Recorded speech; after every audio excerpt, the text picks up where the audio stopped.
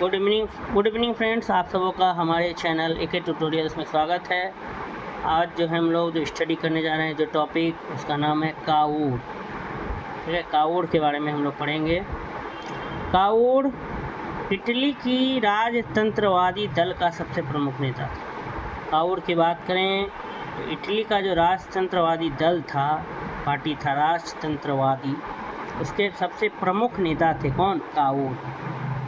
उसका जन्म तुरीन के एक कुलीन घराने में सन 1810 में हुआ था। कह रहा है कावूड़ का जन्म जो है कहाँ हुआ था, तो तुरीन के एक एरिस्टोक्रेटिक घराने में, कुलीन वर्ग में, रिच फैमिली में हुआ था, ऊंची जाति में हुआ था सन 1810 में। बचपन से ही उसने उच्च कोटि की शिक्षा प्राप्त की, पढ़ाई लिखाई, क्योंकि वो उच्च कुलीन वर्ग का था तो उसकी पढ़ाई लिखाई भी काफ़ी हाई क्लास हुआ। बचपन से ही उसने उच्च कोटि की शिक्षा प्राप्त की। उसने सैनिक शिक्षा प्राप्त करके पिडमांट की सेना में एक सैनिक पद प्राप्त किया। उसने सैनिक का भी पढ़ाई पढ़ा, शिक्षा प्राप्त किया और फिर पिडमांट का जो सेना था वहाँ पे सैनिक का पद को क्या किया, प्राप्त किया। परंतु उसकी रुचि सैनिक या सेना की ओर न थी, इसलिए कुछ समय पश्चात ही उसने यह पद छोड़ दिया। रहा उसने सैनिक शिक्षा प्राप्त किया। उसके बाद जो सैनिक शिक्षा प्राप्त करने के बाद पिडमोंट की सेना में उसको सैनिक का क्या मिला, पद भी मिला।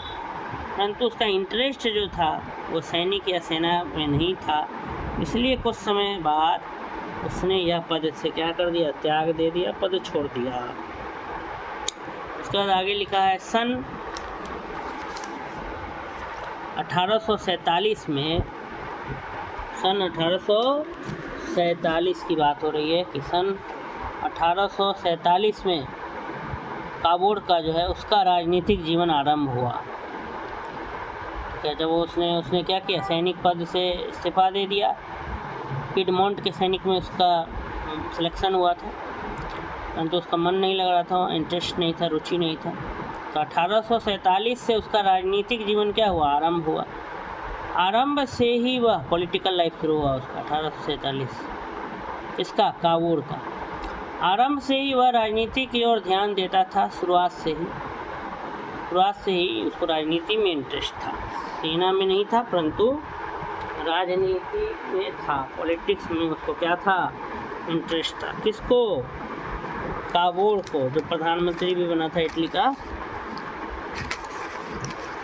तो उसको कह रहा है कि आरंभ से ही वह राजनीति की ओर ध्यान देता था, राजनीतिक घटनाओं का अध्ययन करता रहता था। जितना भी देश विदेश में राजनीतिक घटनाएं घटती थी उसका अध्ययन भी करता रहता था।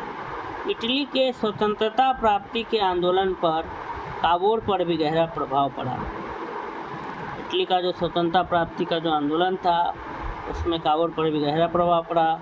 उसने यूरोप की वास्तविक दशा को देखने के लिए इंग्लैंड, जर्मनी, फ्रांस आदि देशों की यात्राएं की। ठीक है, कावूड़ जो था असलियत में देखना चाहता था कि यूरोप की वास्तविक दशा क्या है।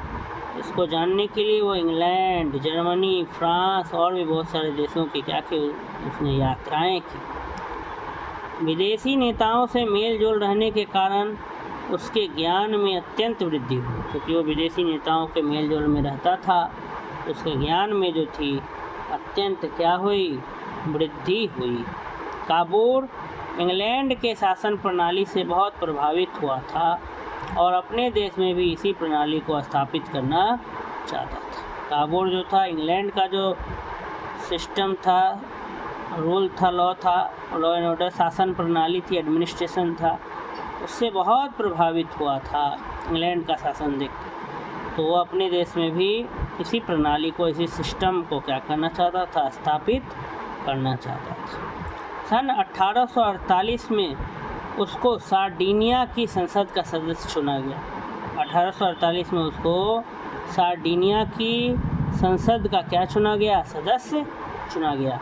और 1820 में वह कृषि मंत्री के पद पर नियुक्त किया गया। 1820 में उसे कृषि मंत्री के पद पर क्या किया गया, चुना गया। 1852 में वह सार्डिनिया का प्रधानमंत्री बन गया। 1852 में वह क्या बना? सार्डिनिया का प्रधानमंत्री बन गया। कावूर एक नाटे कद का मनुष्य था, छोटा कद था उसका, ज़्यादा हाइट नहीं था।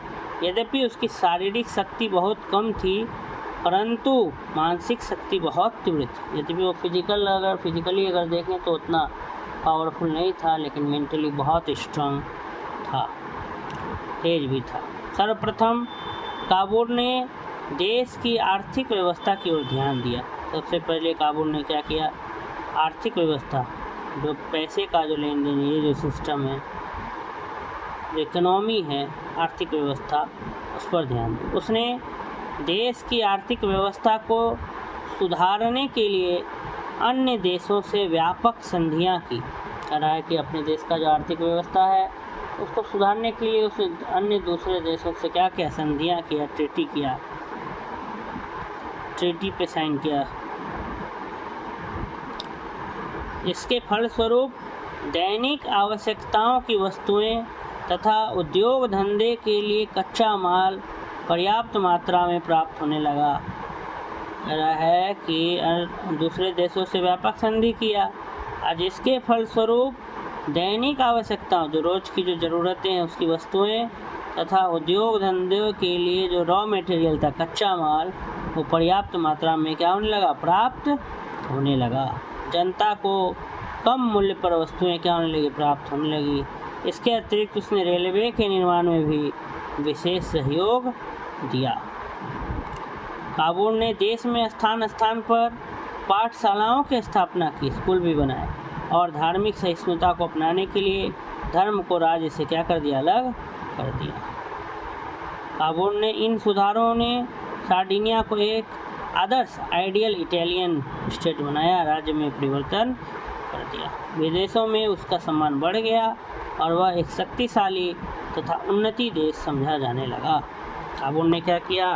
देश जगह जगह पर, स्थान स्थान पर पाठशाला, स्कूल्स की स्थापना की और धार्मिक सहिष्णुता को अपनाने के लिए धर्म को राज्य से अलग कर दिया।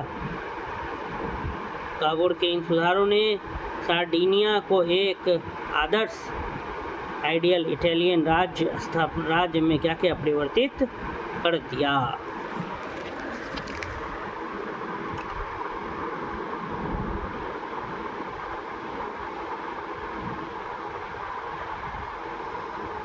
कावूर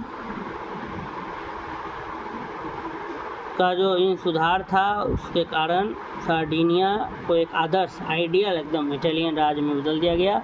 विदेशों में उसका सम्मान बढ़ गया और वह एक शक्तिशाली तथा उन्नतिशील देश समझा जाने लगा। कावूर अपनी नीति के निर्माण में किसी विदेशी शक्ति का सहयोग चाहता था, इसलिए वह यूरोप के मित्र राष्ट्रों के सहयोग में रहा। कावूर जो था वह अपनी नीति के निर्माण में कोई विदेशी शक्ति का सहयोग चाहता था, इसलिए वह यूरोप के मित्र राष्ट्रों के सहयोग में रहा। इसी समय क्रीमिया का युद्ध शुरू हुआ और कावूर को क्या हुआ? सुअवसर प्राप्त हो गया, कावूर को मौका मिल गया। कावूर जो था अपना नीति के निर्माण में विदेशी शक्ति का क्या चाहता था? सहयोग चाहता था, इसलिए वह यूरोप के मित्र राष्ट्रों के सहयोग में रहा। इसी समय क्रीमिया का युद्ध शुरू हो गया और कावूर को मौका मिल गया। कावूर ने अपने प्रयत्नों द्वारा, अपने कोशिश द्वारा नेपोलियन तृतीय को अपनी ओर तोड़ लिया। नेपोलियन इटली की राष्ट्रीय एकता में सहयोग देने को तैयार हो गया। 1858 में दोनों में प्लम्बियर की संधि हुई। प्लम्बियर, नेपोलियन और कावूर में प्लम्बियर की क्या हुई? संधि हुई, जिसके अनुसार नेपोलियन ने सार्डिनिया को सहायता करने का क्या दिया? वचन दिया। 1858 में प्लम्बियर की क्या हुई? संधि। ऑस्ट्रिया सार्डिनिया का युद्ध सन 1858 में हुआ, जिसमें सार्डिनिया तथा फ्रांस,